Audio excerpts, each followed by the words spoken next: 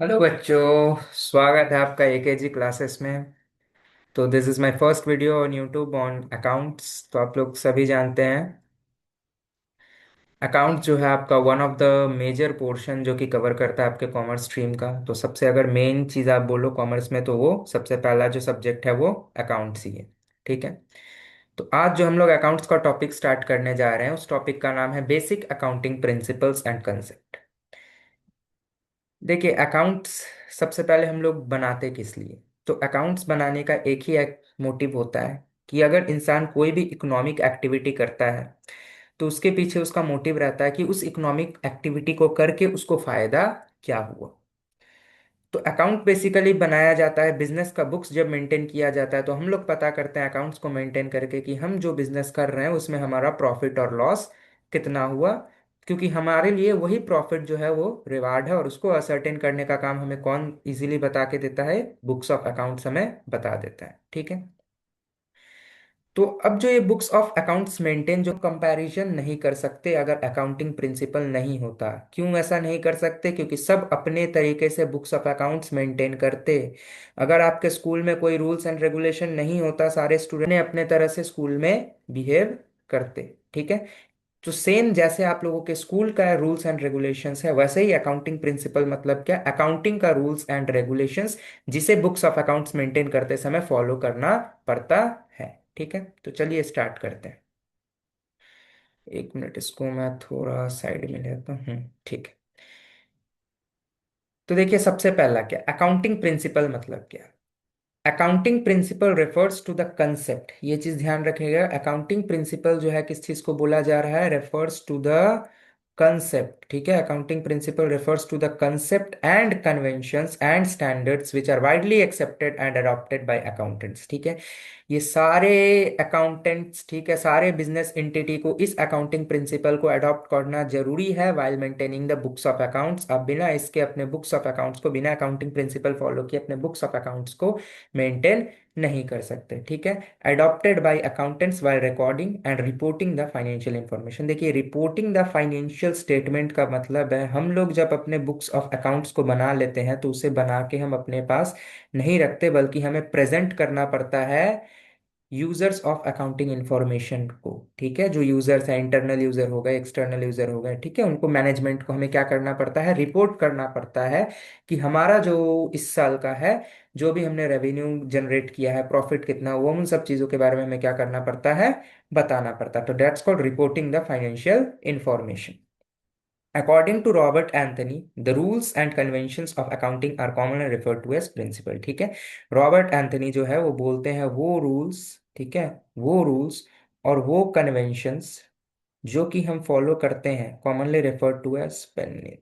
ठीक है। Commonly referred to as, वो थोड़ा कट गया, उसको नेगोशिएट कर दीजिएगा आप लोग, प्रिंसिपल्स। ठीक है।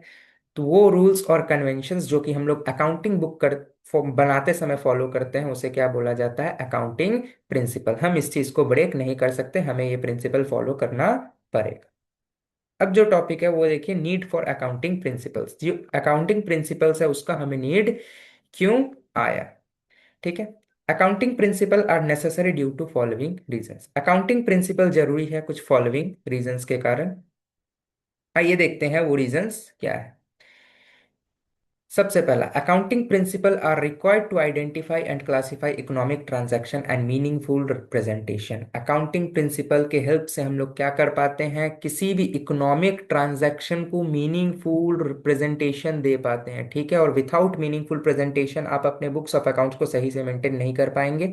तो अकाउंटिंग प्रिंसिपल हमें क्या करता है, हेल्प करता है, required to identify and classify economic transaction. Economic transaction means those transaction which are related to money। ठीक है। अभी हम लोग आगे जाके पढ़ेंगे as per money measurement concept. ठीक है।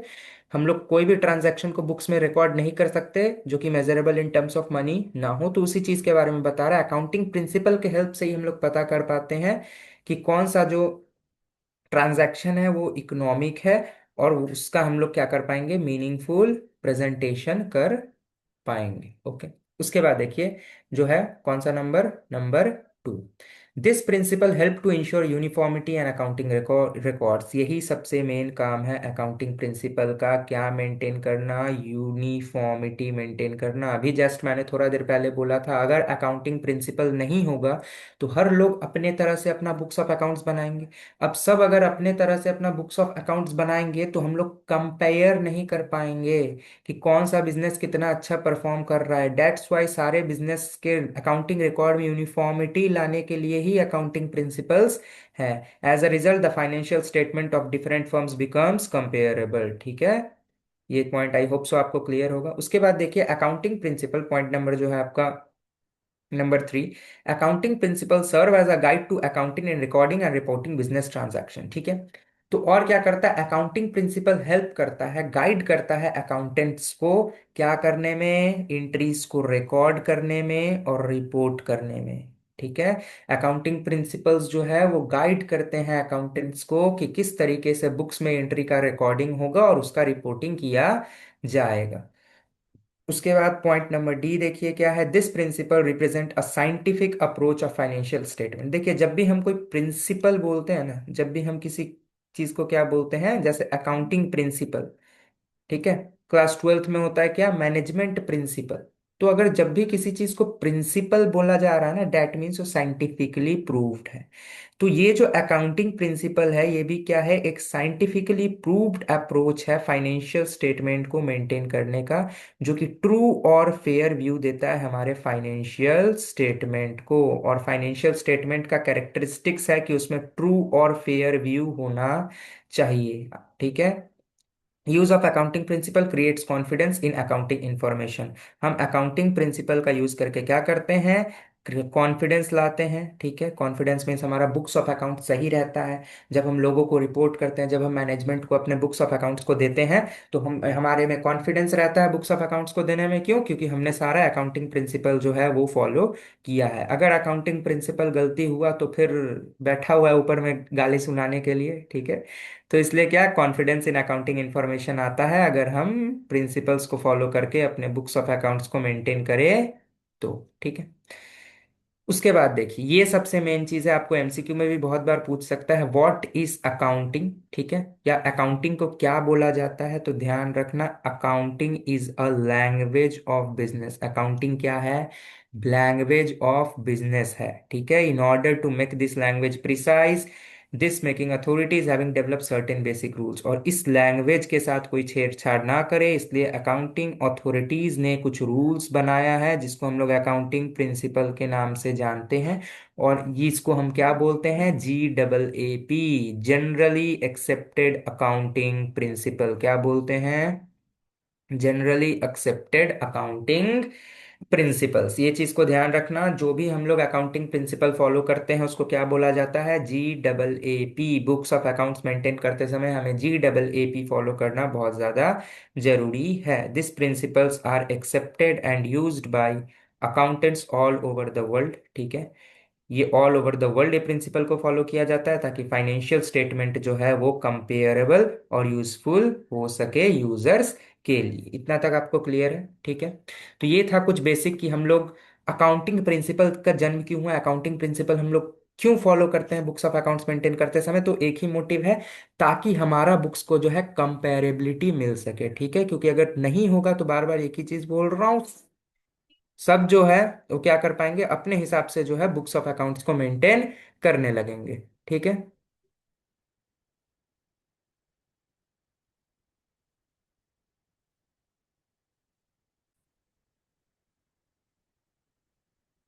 ठीक है, तो आई होप सो ये इतना तक आपको क्लियर होगा। अब आते हैं मेन चीज जो कि इस चैप्टर में हमें पढ़ना है, बेसिक प्रिंसिपल ऑफ अकाउंटिंग। देखिए अकाउंट्स के कुछ प्रिंसिपल है, ये हमने पढ़ा। ठीक है, और ये क्यों है ये भी हमें पता चल गया। अगर नहीं हो तो सब अपने हिसाब से क्या करेंगे, बुक्स ऑफ अकाउंट्स मेंटेन करेंगे। ठीक है, तो अब जानना है कि क्या प्रिंसिपल्स है, ठीक है, जो कि बुक्स ऑफ अकाउंट्स मेंटेन करते समय फॉलो किया जाता है। ठीक है, तो चलिए सबसे पहला ही जो प्रिंसिपल है उस प्रिंसिपल का नाम क्या है, द बिजनेस एंटिटी कंसेप्ट। पहला ही जो प्रिंसिपल है उसका नाम क्या है, द बिजनेस एंटिटी कंसेप्ट। ठीक है, एक मिनट।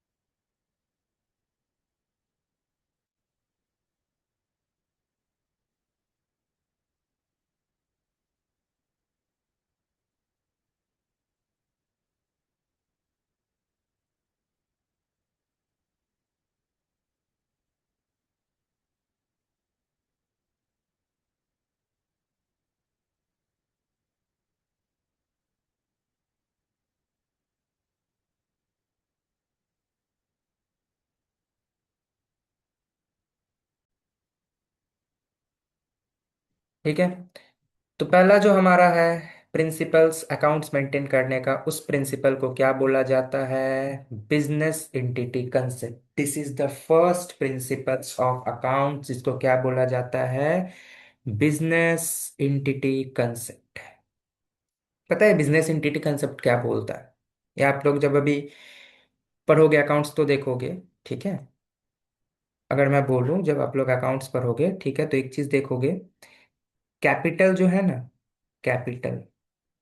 अब एक चीज बताओ, कैपिटल, कैपिटल हम लोग किसको बोलते हैं? जब जिसने स्टार्ट किया, यानी जो कि बिजनेस का ओनर है, जो बिजनेस का ओनर है, वो बिजनेस में जो पैसा इन्वेस्ट करता है, उसको हम लोग बिजनेस के लैंग्वेज में क्या बोलते हैं? कैपिटल। लेकिन आप लोग ये सोचते होंगे कि अगर हमने इन्वेस्ट किया है, इन्वेस्टमेंट, ठीक है, तो ये तो हमारे लिए एसेट्स होना चाहिए। ये हमारे लिए क्या होना चाहिए? असेट्स होना चाहिए।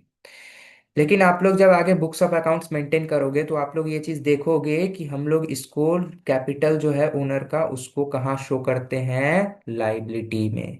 तो बच्चों को ये डाउट आता है कि हम लोग ऐसा क्यों करते हैं, बल्कि ये तो ओनर का इन्वेस्टमेंट है, और इन्वेस्टमेंट तो हमारा एसेट्स होना चाहिए, इसे हम लाइबिलिटी में क्यों दिखाते हैं? तो देखिए यहीं पे काम आता है बिजनेस एंटिटी कंसेप्ट।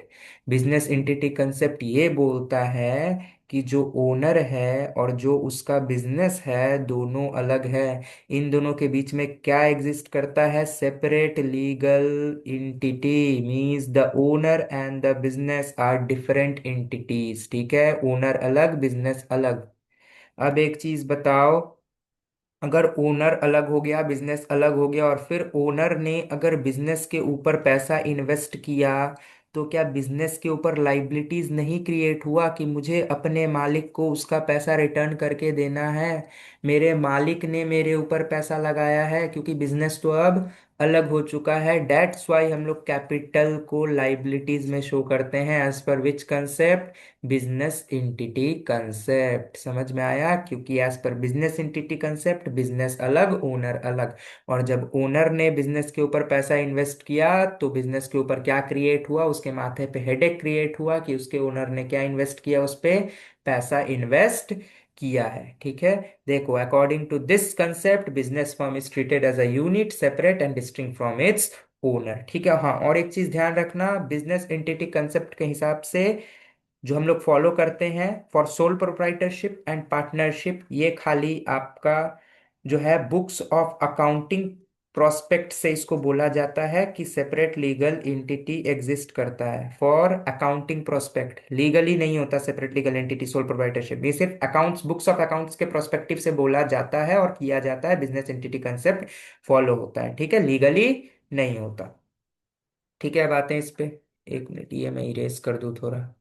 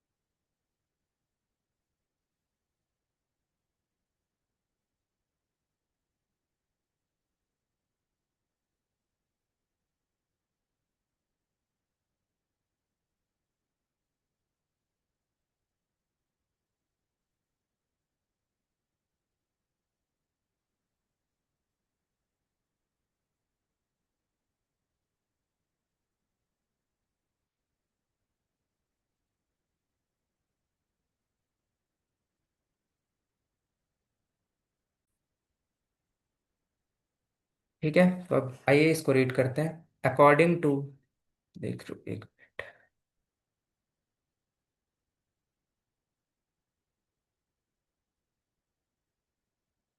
ठीक है देखिए, according to this concept a business firm is treated as a unit separate and distinct from its owners। as per business entity concept हम लोग क्या मानते हैं कि जो बिजनेस है वो सेपरेट है किससे, अपने ओनर से, ठीक है।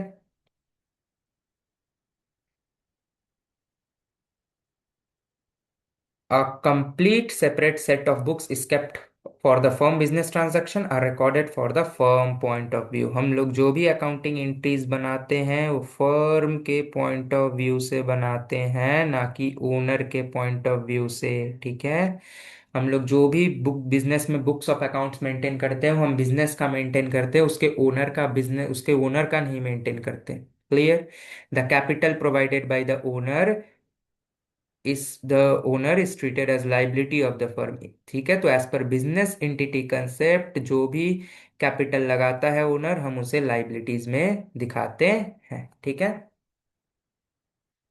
उसके बाद देखिए interest on capital is treated as expense of business, ठीक है। तो इंटरेस्ट ऑन कैपिटल क्या होता है, सपोज करिए मिस्टर ए, मिस्टर ए ने बिजनेस में पैसा लगाया, अब उसका इंटरेस्ट ना वॉइड हो जाए इसलिए उसे क्या दिया जाता है, इंटरेस्ट ऑन कैपिटल दिया जाता है। क्योंकि मिस्टर ये भी तो सोच सकता है अगर मैं ये पैसा बिजनेस में ना रख के बैंक में रख देता तो मुझे एक सेफ रिटर्न मिलता बैंक में, जो भी इंटरेस्ट रेट मिलता, मैं ये 1 लाख रुपया बिजनेस में अगर नहीं लगाता, 1 लाख रुपया अगर बिजनेस में बैंक में इन्वेस्ट कर देता, तब तो क्या होता, मेरे को एक सेफ रेट ऑफ इंटरेस्ट मिलता और उससे मेरा पैसा ग्रो करता। तो इसलिए बिजनेस में भी क्या दिया जाता है, इंटरेस्ट ऑन कैपिटल दिया जाता है। अब एक चीज बताइए, interest on capital business owner को दे रहा है, तो इसलिए बिजनेस जब ओनर को दे तो ये बिजनेस के लिए क्या है, एक्सपेंस है। Similarly the money goods withdrawn by proprietor from the drawing for his personal use is treated as drawing. As per इसी कंसेप्ट के हिसाब से ओनर अगर बिजनेस से कोई भी सामान निकाल ले, पैसा निकाल ले, तो हम उसे क्या नाम देते हैं, ड्राइंग्स, क्योंकि ओनर्स ने बिजनेस से सामान या पैसा निकाला है। The concept of separate entity is necessary for ascertaining the true and net profit and financial position of business, ठीक है। तो ये जो आपका प्रिंसिपल्स है बिजनेस, ये जो प्रिंसिपल है ये बहुत ही ज्यादा जरूरी है, किस लिए, ट्रू एंड फेयर व्यू जो है अकाउंट्स का देने के लिए, ठीक है। उसके बाद देखिए, इन the absence of this concept the affair of the firm will all be mixed up with the private affairs. अगर ये बिजनेस कंसेप्ट ना होता तो फर्म का जो भी अफेयर्स है ये किसके साथ मिक्स्ड अप हो जाता, प्राइवेट अफेयर्स के साथ, ठीक है। बहुत पता चलता ओनर का प्राइवेट ट्रांजैक्शन भी हम लोग इसी में रिकॉर्ड कर दे रहे हैं, जो कि बिजनेस को कोई इम्पैक्ट नहीं करता, बल्कि हम इसमें फिर भी रिकॉर्ड कर रहे होते। तो बिजनेस एंटिटी कंसेप्ट हमें और क्या करने से बचाता है, ओनर के प्राइवेट अफेयर्स को बुक्स में रिकॉर्ड होने से बचाता है और उसे एक सेपरेटली ट्रीट करता है, ठीक है। The assumption of business entities applicable, देखिए सारे सभी टाइप्स ऑफ एंटरप्राइज में एप्लीकेबल होता है, चाहे सोल प्रोप्राइटरशिप हो, पार्टनरशिप हो या कंपनी हो, हर जगह ये बिजनेस एंटिटी कंसेप्ट होता है, ठीक है। क्लियर। अब आते हैं गोइंग कंसर्न कंसेप्ट। देखिए ये और एक मोस्ट इंपॉर्टेंट कंसेप्ट है, ठीक है, जो कि क्या है, गोइंग कंसर्न कंसेप्ट। ये गोइंग कंसर्न कंसेप्ट ये बताता है, ठीक है, ये जो गोइंग कंसर्न कंसेप्ट है,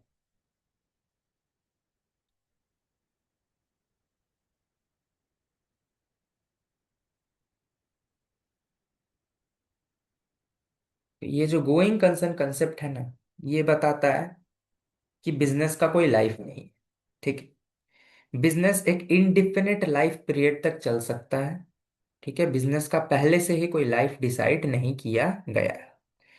क्लियर। इसलिए देखिए, it is assumed that the business will continue to exist, the business will continue to exist for a long time in the future. Business का हम लोग कोई पहले से टाइम सेट नहीं करके रखे हैं, बिजनेस हम लोग जब भी खोलते हैं तो सोचते हैं चलता रहे, भगवान के कृपा से बिजनेस बंद नहीं होना चाहिए। ठीक है, तो ये कौन सा कंसेप्ट बोलता है? Going concern concept. और इसी के बेसिस पे ना हम लोग अपने फिक्स एसेट, करंट एसेट, इन सबको क्या करते हैं? अलग करते हैं। आपने अभी अकाउंट्स का पहला वाला चैप्टर पढ़ा होगा, तो वहाँ पे देखा होगा अकाउंट्स टर्मिनोलॉजी में फिक्स एसेट क्या होता है, करंट एसेट्स क्या होता है। तो जो फिक्स एसेट, करंट एसेट्स हम लोग अलग कर रहे हैं ना, कौन से बेसिस पे अलग कर रहे हैं? As per which concept? Going concern concept. ठीक है, transaction recorded on the assumption that the business will exist for an indefinite period of time, business बंद ना हो, चलता रहे। ठीक है, it is on this assumption that a distinction is made between capital expenditure। ठीक है, इसी के बेसिस पे हम लोग कैपिटल एक्सपेंडिचर को अलग करते हैं, रेवेन्यू एक्सपेंडिचर को अलग करते हैं। ठीक है, कैपिटल रेवेन्यू एक्सपेंडिचर एक चैप्टर आएगा, उसमें आप सीख जाइएगा क्या होता है। फिक्स एसेट्स को अलग करते हैं। हाँ, और एक चीज, सबसे इंपॉर्टेंट चीज, डेप्रीशिएशन भी as per which concept charge होता है? गोइंग कंसर्न कंसेप्ट चार्ज होता है। क्योंकि देखिए, फिक्स एसेट और current asset as per which concept को अलग किया, मतलब एज पर विच कंसेप्ट अलग किए जाते हैं? Going concern concept. तो पहले फिक्स एसेट अलग होगा, तब तो डेप्रीशिएशन चार्ज होगा। तो डेप्रीशिएशन चार्ज भी कौन से कंसेप्ट पे किया जाता है? Going concern concept. Market value of fix asset is not recorded as this asset are not to be sold in the near future. ठीक है, हम लोग क्या करते हैं? सपोज करिए आपका बुक्स में जो एसेट आज एग्जिस्ट कर रहा है, उसका वैल्यू 50,000 है, लेकिन मार्केट में उस सेम एसेट्स का वैल्यू 1 लाख है। लेकिन आप उसको बुक्स में 1 लाख पे नहीं दिखाओगे। क्यों नहीं दिखाओगे? क्योंकि आप गोइंग कंसर्न कंसेप्ट फॉलो कर रहे हो। आपके हिसाब से बिजनेस कभी बंद होने ही नहीं वाला है, तो आप उसे कैसे शो करोगे? अपने बुक वैल्यू पे शो करोगे, ना कि मार्केट वैल्यू पे। A firm is said to be a going concern when there is neither the intention. एक फर्म को हम गोइंग कंसर्न कब बोलेंगे? जब उसके जब उसका कोई इंटेंशन ना हो और अपना कोई जरूरत भी ना हो अपने बिजनेस को बंद करने का। In the absence of this assumption, no outsider parties would enter into a long term contract with the firm for supplying funds and goods. ठीक है, अगर आप गोइंग कंसर्न हो ही नहीं, तो कोई भी पार्टी आपके साथ कभी एंटर नहीं करेगी एक लॉन्ग टर्म कॉन्ट्रैक्ट के लिए। क्योंकि आप अगर सोच ही रहे हो मैं अपना बिजनेस 1 साल में बंद कर दूंगा, तो कैसे कोई पार्टी एंटर करेगी आपके साथ कॉन्ट्रैक्ट में एक लॉन्ग टर्म के लिए? क्योंकि आप तो बिजनेस बंद करके निकल लोगे, उसका क्या होगा? ठीक है, this assumption also justify distinguish between fixed assets and current assets. The going concern also implies that existing liabilities will be paid at maturity and sold stock of goods are taken to the next year। इसी concept के हिसाब से हम लोग क्या समझते हैं कि जो लाइबिलिटी है उसको मैच्योरिटी पे करना है। What is the meaning of maturity? Means जब आपका लाइबिलिटी पे करने का टाइम आ गया, जब आपको ऑब्लिगेशन खत्म करने का टाइम आ चुका। ठीक है, और यही हमें बताता है कि अनसोल्ड स्टॉक ऑफ गुड्स। ये अनसोल्ड स्टॉक ऑफ गुड्स क्या है? सपोज करिए 2024 में आपने कुछ सामान परचेज करके रखा था बेचने के लिए, 10,000 का सामान परचेज किया था।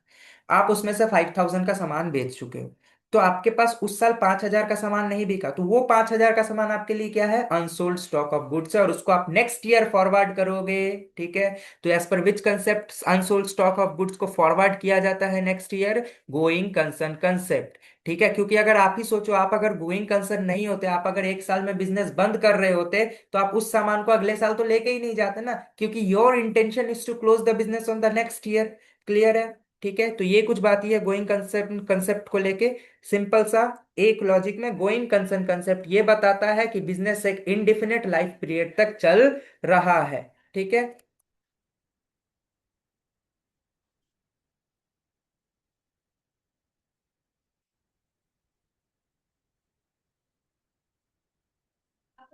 उसके बाद देखिए क्या है? Money measurement concept. कौन सा कंसेप्ट? Money measurement concept. देखिए,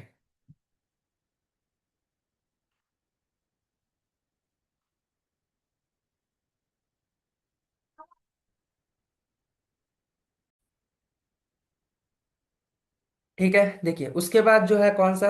मनी मेजरमेंट कंसेप्ट। ठीक है, उसके बाद कौन सा कंसेप्ट हम पढ़ेंगे? Money measurement concept. This is the one of the most important concept. देखिए, तो पहले समझते हैं मनी मेजरमेंट कंसेप्ट का ओवरव्यू क्या है। मनी मेजरमेंट कंसेप्ट बोलता क्या है? मनी मेजरमेंट कंसेप्ट ये बोलता है ना कि आप अपने बुक्स ऑफ अकाउंट्स में सिर्फ वही चीज को रिकॉर्ड कर सकते हैं जो कि मेजरेबल हो इन टर्म्स ऑफ मनी। आपने गुड्स को जाया, गुड्स गया, ठीक है, आपने गया गुड्स को परचेज करके ले आए, आप जाके गुड्स को परचेज करके ले आए, इसको आप अपने बुक्स ऑफ अकाउंट्स में रिकॉर्ड कर सकते हैं। बिकॉज आप जो गुड्स खरीदे हैं उसके लिए आपने कुछ कंसीडरेशन पे कर दिया है, और that is measurable in terms of money. आप उसको पैसा के टर्म में मेजर कर सकते हैं। लेकिन एक चीज बताइए, आपके पास जो इम्प्लॉय काम करते हैं ना, ठीक है, जो इम्प्लॉय होते हैं, जो इम्प्लॉय होते हैं, वो भी तो आपके लिए एसेट्स है। एसेट्स ही है ना, वो तो आपकी संपत्ति है, आपके बिजनेस को ग्रो करने में तो आपको हेल्प करते हैं। ठीक है। जैसे आपकी गर्लफ्रेंड, आपकी गर्लफ्रेंड आपके लिए क्या है? आपकी गर्लफ्रेंड आपके लिए एसेट्स है। बहुतों की लाइबिलिटीज होती है, बट मैं मानता हूं आपकी जो गर्लफ्रेंड आपके लिए क्या है? एसेट्स है। ठीक है। तो आप जब सपोज करिए, आप जब आपका बिजनेस है, आप अपने गर्लफ्रेंड के साथ क्या करते हैं? उस बिजनेस में काम करते हैं। बिजनेस काम मतलब दुकान वाला काम करते हैं। ठीक है। आप अपनी गर्लफ्रेंड के साथ उस बिजनेस में क्या करते हैं? काम करते हैं। आपकी गर्लफ्रेंड एम्प्लॉय भी। अच्छा, आप गए सामान खरीद के लाए, आप उसको बुक्स ऑफ अकाउंट्स में रिकॉर्ड करिएगा, क्योंकि आप जो सामान खरीद के लाए हैं ना, उसका पैसा का टर्म में मेजर कर सकते हैं। लेकिन पता है, आपकी जो गर्लफ्रेंड है ना, यानी आपके जो दुकान की एम्प्लॉय है ना, उसको आप बुक्स ऑफ अकाउंट्स में नहीं दिखा सकते। क्यों नहीं दिखा सकते पता है? क्योंकि आप अपनी गर्लफ्रेंड को पैसे से तोलिएगा। हाँ, आपकी गर्लफ्रेंड पैसे से तोलने लायक है, वो ज्यादा कीमती है ना। तो मनी मेजरमेंट कंसेप्ट यही बोलता है, कितना भी बड़ा एसेट्स हो, कितना भी फायदा पहुंचा दे, हम लोग तब तक उसको रिकॉर्ड नहीं कर सकते जब तक वो पैसे के टर्म में मेजर ना हो सके। ठीक है। गर्लफ्रेंड को पैसे से मेजर नहीं किया जाता। पैसा खर्चा करवाती है बात अलग है, बट पैसे से मेजर नहीं किया जाता। ठीक है। अब चलिए पढ़ते हैं मनी मेजरमेंट कंसेप्ट। देखिए, the money measurement concept means that only those transactions recorded in the books of accounts which can be expressed in terms of money। ध्यान रखिएगा। For example, the health of the owner of business, quality of product of the firm, qualification of employees cannot be expressed in money। इन सारे चीजों को हम money के terms में express नहीं कर सकते, और इसी लिमिटेशंस के कारण money measurement concept accounting record become less useful for management decision. और कभी कभी यही सब चीजों के कारण जो है, ये इसका लिमिटेशन है मनी मेजरमेंट कंसेप्ट का, कि हमारे बुक्स ऑफ अकाउंट्स को ये क्या कर देता है? लेस यूजफुल बना देता है। ठीक है। हम लोग मानते हैं, चलिए कोई एम्प्लॉय है जो कि बहुत कम यूनिट प्रोड्यूस कर रहा है, यानी बहुत, या कोई सेल्समैन है जो बहुत कम यूनिट सेल्स करके दे रहा है। ठीक है। चलिए मानते हैं, गर्लफ्रेंड वाला एग्जांपल लेते हैं, आप लोग अच्छे से समझ पाइएगा। ठीक है। तो क्या है, एक आपकी जो गर्लफ्रेंड है, आपकी गर्लफ्रेंड का नाम रख देता हूं मैं, क्या रखूं? ठीक है, गर्लफ्रेंड का नाम आपका ए से रख देता हूँ। ठीक है। सपोज करिए ए नाम की आपकी एक गर्लफ्रेंड है, जो कि काम नहीं करती है दुकान में ठीक से। उसको आप काम सिखाते सिखाते थक गए हैं, लेकिन वो काम दुकान में सही से नहीं करती। क्लियर? लेकिन क्या है ना, वो कस्टमर को बहुत अच्छे से अट्रैक्ट करती है। ठीक है। आप उसको दुकान का एकदम बैठा के रखे हैं, क्या बोलते हैं, रिसेप्शन पे। कस्टमर उसको देख के आए जा रहा है, आप इधर पैसा छापे जा रहे हैं। लेकिन वो क्या कर रही है ना, उसका जो है, आप तो उसको बुक्स ऑफ अकाउंट्स में रिकॉर्ड कर नहीं सकते। तो यही चीज है कि वो आपके लिए कितना क्वालिटी रख रही है, कितना आपको पैसा कमाने में हेल्प कर रही है, बट आप उसको बुक्स ऑफ अकाउंट्स में रिकॉर्ड नहीं कर सकते। तो क्वालिटी ऑफ एम्प्लॉयज को यहाँ पे थोड़ा सा डिससेटिस्फैक्शन मिलता है। Clear?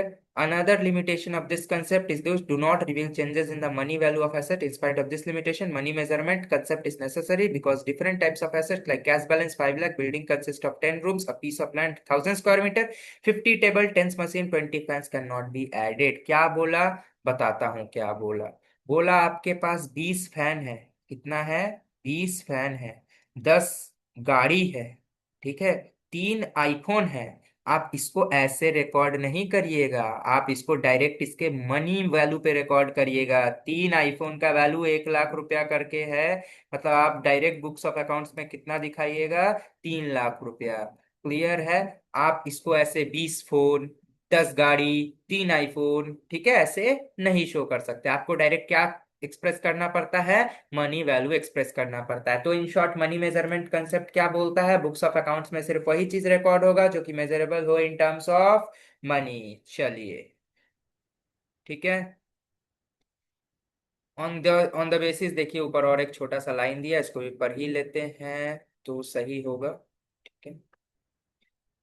On the basis of this concept, only those transactions are recorded which can be expressed in terms of money. In other words, an event, however important it may be to the business, will not be recorded unless its monetary effect will be measured with a fair degree of accuracy. ठीक है, तो वही चीज बोला, आपकी girlfriend कितना भी important हो उस बिजनेस के लिए, लेकिन आप उसको रिकॉर्ड नहीं करिएगा क्योंकि वो मनी वैल्यू कंसिस्ट नहीं करती है. For example, retirement of the chairman of the company can not be recorded. It is not possible to measure the monetary effect of retirement except in terms of gratuity और other benefit payable to the chairman. ठीक है, अब chairman retire हो रहा है, अब chairman बहुत अच्छा था, चेयरमैन के जाने से आपको लॉस होगा, लेकिन आप उसको रिकॉर्ड नहीं कर सकते क्योंकि कितने का लॉस होगा वो measurable in terms of money नहीं है. ठीक है, वो इम्प्लॉय जो है वो मेजरेबल इन टर्म्स ऑफ नहीं मनी नहीं है, और उसके जाने से आपको क्या नुकसान होगा उसको आप बुक्स में नहीं दिखा सकते. हाँ, उसको आप ग्रेचुइटी पीएफ जो पेमेंट करिएगा उसका रिकॉर्ड आप कर सकते हैं. ठीक है, मनी क्या है, कॉमन डिनोमिनेटर है.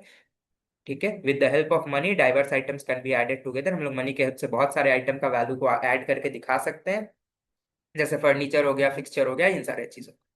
ठीक है, तो उसके उसमें और कुछ था नहीं, तो मनी मेजरमेंट कंसेप्ट जस्ट अभी के लेवल पे इतना ध्यान रखिएगा कि वो बताता है हम लोग बुक्स ऑफ अकाउंट्स में सिर्फ वही चीज रिकॉर्ड करेंगे जो कि मेजरेबल हो इन टर्म्स ऑफ मनी. उसके बाद देखिए क्या है अकाउंटिंग पीरियड कंसेप्ट. कौन सा कंसेप्ट, अकाउंटिंग पीरियड कंसेप्ट. देखिए अकाउंटिंग पीरियड कंसेप्ट बोलता है, सपोज करिए आपने एक बिजनेस खोला. ठीक है, आपने 2022 में बिजनेस खोला, 2022 में बिजनेस खोला, पापा से आपने 1 लाख रुपया लिया था. अब पापा बोले 2023 में आपसे पूछे कि बाबू तुम जो बिजनेस खोले थे, हमसे 1 लाख रुपया जो लिए थे, उसमें तुमको कितना का फायदा हो रहा है ना नुकसान हो रहा है. वो बोला पापा छोड़िए ना, अभी 2022 में खोले थे, अभी क्या दिक्कत है, जब बंद करेंगे तब कैलकुलेट करेंगे ना एक बार. पाप वहीं पे मारा दो तवड़ा. ठीक है, अब बोका उक्का है क्या, अकाउंटिंग पीरियड कंसेप्ट नहीं पढ़े हो बाबू तुम. अकाउंटिंग पीरियड कंसेप्ट ये बोलता है कि बेसिकली एक ऑपरेटिंग साइकिल के अंदर, अब आप उसको जो भी मानो, 6 महीना मानो या 12 महीना मानो, ठीक है, आपको अपना बिजनेस का परफॉर्मेंस चेक करना है. तो अकाउंटिंग पीरियड कंसेप्ट मींस आपको अपना बुक्स ऑफ अकाउंट्स को क्लोज करना पड़ेगा with in one operating cycle. ठीक है, क्यों क्लोज करना पड़ेगा, ताकि आप उस पर्टिकुलर ऑपरेटिंग अकाउंटिंग पीरियड का प्रॉफिट या लॉस का एस्टिमेशन या प्रॉफिट या लॉस का पता लगा पाओ. ठीक है, मैनेजमेंट को आप ये नहीं बोल सकते कि आप 2022 में कंपनी खोले हैं, रुक जाइए जब बंद करेंगे तब हम आपको एक बार प्रॉफिट लॉस बताएंगे. नहीं, ऐसा नहीं होता. 2022 में खोले हैं तो जनरली ऑपरेटिंग साइकिल इंडिया में 12 महीने का माना जाता है, मतलब 2023 में हमें अपना बुक्स ऑफ अकाउंट्स क्लोज करना पड़ेगा और मैनेजमेंट को रिपोर्ट सबमिट करना पड़ेगा कितना प्रॉफिट और कितना लॉस हुआ. और यही एक ऑर्डिनरी वे है हमारे बिजनेस का बुक्स मेंटेन करने का. हम बिजनेस ओपन करेंगे तो एक बंद मतलब वेट होने का बंद नहीं, बंद होने का वेट नहीं करेंगे कि कब जाके बिजनेस बंद होगा तब जाके हम अपना प्रॉफिट लॉस देखेंगे, ऐसा नहीं होता. ठीक है, तो अकाउंटिंग पीरियड कंसेप्ट हमें क्या बोलता है, जनरली एक ऑपरेटिंग साइकिल के बाद बुक्स ऑफ अकाउंट्स को क्लोज किया जाता है और प्रॉफिट और लॉस का पता लगाया जाता है, और उससे पता चलता है हमारा बिजनेस प्रॉफिट में है या लॉस में है. ठीक है, क्लियर होगा, आई होप सो. देखिए, it is due to this concept, it is due to this concept आ गया, it is due to this concept the financial statements are prepared at regular interval, generally 1 year. India में जो generally operating cycle होता है 1 साल का होता है. This period is called accounting period. The net profit और net loss of business is ascertained separately for each accounting period. 2022-23 का प्रॉफिट अलग निकालेंगे, 23-24 का अलग निकालेंगे. Similarly the financial position is ascertained on the last day of an accounting period under tax law. ठीक है, देखिए बिजनेस बुक्स ऑफ मेंटेन करने का तो आप मेंटेन कर लोगे, अभी आप जो अकाउंट्स पढ़ोगे उसमें देखोगे 1 जनवरी से स्टार्ट हो रहा है, 31 दिसंबर को एंड हो जा रहा है. इट्स फाइन, हो सकता है, but as per accounting, as per income tax जो साल स्टार्ट होता है 1 अप्रैल को और खत्म होता है कब, 31 मार्च को. ठीक है, the going concern concept state that a business is assume to continue indefinitely. Going concern concept में हम लोग पढ़े थे कि क्या अज्यूम किया जाता है, बिजनेस एक अनडिफिनिट लाइफ पीरियड तक है. That a business as such the result of business operation can be ascertain only after the liquidation of business, but the measurement of net profit and financial position of the business after a very long period will be a little used to owners managers. तो बोला going concern concept तो ये बोलता है कि business एक indefinite life period तक है, कोई गलती नहीं है। तो फिर भैया क्या जरूरत है हमको 1 साल बाद ही प्रॉफिट कैलकुलेट करने का? अरे अगर नहीं करोगे तो पापा से जो 1 लाख रुपया लिए थे वो फायदा में है कि नुकसान में है, कैसे बताओगे? पापा वेट करेंगे बिजनेस बंद होने का? नहीं ना, पापा तो पूछेंगे आके। The user of financial statement need periodical report. जो भी फाइनेंशियल स्टेटमेंट का यूजर है उनको पीरियोडिकल रिपोर्ट चाहिए होता है, ठीक है, ताकि वो बिजनेस का क्या कर पाए, परफॉर्मेंस को मेजर कर पाए। Therefore the entire life of the firm is divided into interval for the firm. इसलिए पूरा जो फर्म का लाइफ है, बेसिकली लाइफ तो पहले से डिसाइडेड नहीं होता है, तो फर्म का जो है एक ऑपरेटिंग साइकिल के अंदर बुक्स ऑफ अकाउंट्स को क्लोज किया जाता है, उस साल का प्रॉफिट या लॉस निकाला जाता है। ठीक है, आई होप सो क्लियर होगा, उसमें और कुछ है नहीं उतना ज्यादा। उसके बाद आइए द मैचिंग प्रिंसिपल। ये जो कंसेप्ट है ना, द मैचिंग प्रिंसिपल, ये बताता है, क्या बताता है वो मैं आपको बताता हूँ। देखिए, सपोज करिए आप दीघा घूमने गए। कहाँ गए? दीघा नहीं, दीघा अच्छा नहीं लगेगा। आप गोवा गए। किसके साथ गए? गर्लफ्रेंड के साथ। गर्लफ्रेंड के साथ गोवा गए। ज्यादा इधर उधर मत देखिएगा, मार खा जाइएगा, नहीं तो फिर छोड़ के चली जाएगी। ठीक है, बोलेगी उसी के साथ रहो। तो आप गर्लफ्रेंड के साथ कहाँ गए? गोवा गए। अब गोवा गए, ठीक है, तो गोवा जाके ना आप लोग टोटल 50,000 रुपया लेके गए थे।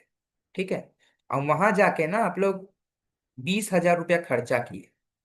पता है मैचिंग कंसेप्ट ना यही बोलता है कि आप उस साल कितना रुपया कमाए उस पर्टिकुलर ईयर में। ठीक है, ना तो आपका दीघा का ट्रिप, ना तो आपका मेघालय का ट्रिप, आप गोवा का ट्रिप में कितना रुपया लेके गए थे, मतलब आप उस साल एज पर अकाउंट्स अगर मैं बोलूं, आप उस पर्टिकुलर ईयर में कितना रुपया इनकम किए और कितना रुपया खर्चा किए, इन दोनों को जब कंपेयर करिएगा तो आपका प्रॉफिट या लॉस निकलेगा।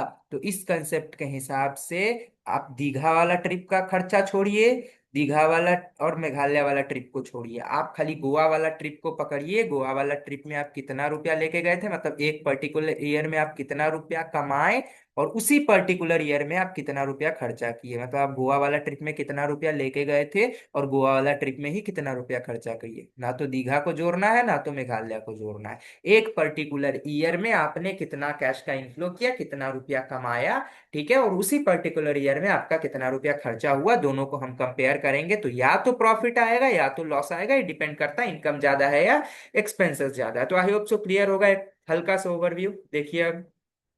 ठीक है, according to this principle, cost of a particular period should be charged from the revenue of the same period only. एक साल, जिस साल का खर्चा है उसी साल का रेवेन्यू से आप उसको कंपेयर करिए। ठीक है, मतलब अगर 2023 का खर्चा है तो आपको 2023 का इनकम के साथ ही कंपेयर करना पड़ेगा। ऐसा नहीं खर्चा है 23 का, आप उसको 24 का इनकम के साथ कंपेयर करके बता रहे हैं, 24 23 23 का खर्चा को 24 के इनकम के साथ मैच कर रहे हैं और फिर प्रॉफिट निकाल रहे हैं, ऐसा नहीं चलेगा। 23 का जो है उसको 23 के साथ कंपेयर करिए और प्रॉफिट या लॉस निकालिए। ठीक है, only such matching cost and revenue can reveal the true profit और लॉस फॉर अ पीरियड। तभी हम लोग का जो ट्रू प्रॉफिट और लॉस जो है वो आ सकता है। ठीक है, आप अगर गोवा वाला ट्रिप में दीघा का भी खर्चा जोड़िएगा तो क्या आपका वो गोवा वाला ट्रिप का ट्रू प्रॉफिट या लॉस आएगा? नहीं आएगा ना, गलत आएगा। तो सेम यहाँ पे भी आप जिस ट्रिप पे गए हैं उसी ट्रिप का खर्चा जोड़िए खाली, और उसी ट्रिप में कितना क्या हुआ उसको जोड़िए for a period. Revenue must be ascertain first. आप पहले कितना रुपया बचाए गोवा वाला ट्रिप में उसको पहले जोड़िए, और कितना कितना रुपया लेके गए थे उसको पहले रखिए, और कितना रुपया उससे खर्चा हो गया उसको रखिए। ठीक है, आपके पास जो है प्रॉफिट या लॉस आ जाएगा। क्लियर है?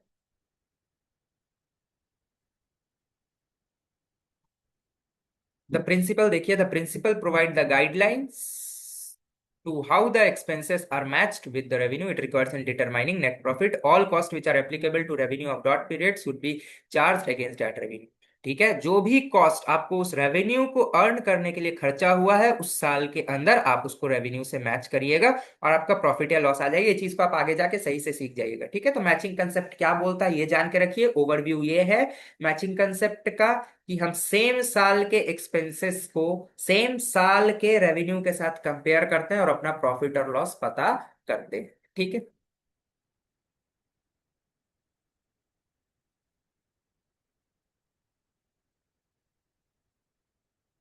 ठीक है, उसके बाद देखिए क्या है, डुअल एस्पेक्ट प्रिंसिपल। कौन सा प्रिंसिपल?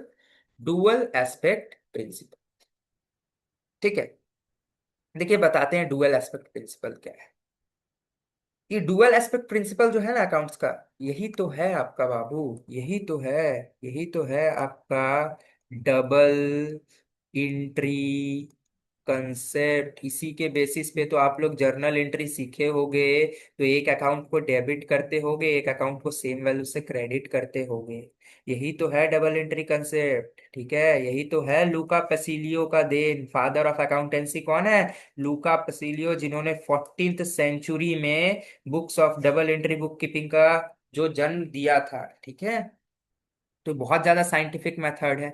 तो डुअल एस्पेक्ट कंसेप्ट यही बोलता है कि अगर आप अपने बुक्स ऑफ अकाउंट्स में एक चीज को अगर डेबिट करोगे तो दूसरा चीज का क्रेडिट होना जरूरी है। Means your books of accounts have double impact for a single transaction. आपका एक ट्रांजैक्शन का डबल इम्पैक्ट जाना चाहिए। एक अकाउंट उस अमाउंट से डेबिट होगा, दूसरा अकाउंट उसी अमाउंट से क्रेडिट होगा, तभी आपका बुक्स ऑफ अकाउंट जो है टैली करेगा, ठीक है। अकॉर्डिंग टू दिस प्रिंसिपल, देखिए according to this principle every business transaction has a double effect on a business. हर बिजनेस ट्रांजैक्शन का क्या होता है? डबल इफेक्ट होता है बिजनेस के ऊपर। This double effect can be recognised only by recording both the aspect of every transaction. ये डबल एस्पेक्ट हम लोग कब दिखा पाएंगे? जब सेम अमाउंट से एक अकाउंट डेबिट होगा और एक अकाउंट क्रेडिट होगा। If one account is debited any other account must be credited and vice versa. Suppose x purchase a car of 3 lakh, he will get car and will pay cash. Suppose करिए यहाँ पे अगर मैं example दूं तो x ने क्या purchase किया है? एक्स ने जो है क्या परचेज किया है? कार को परचेज किया, ठीक है।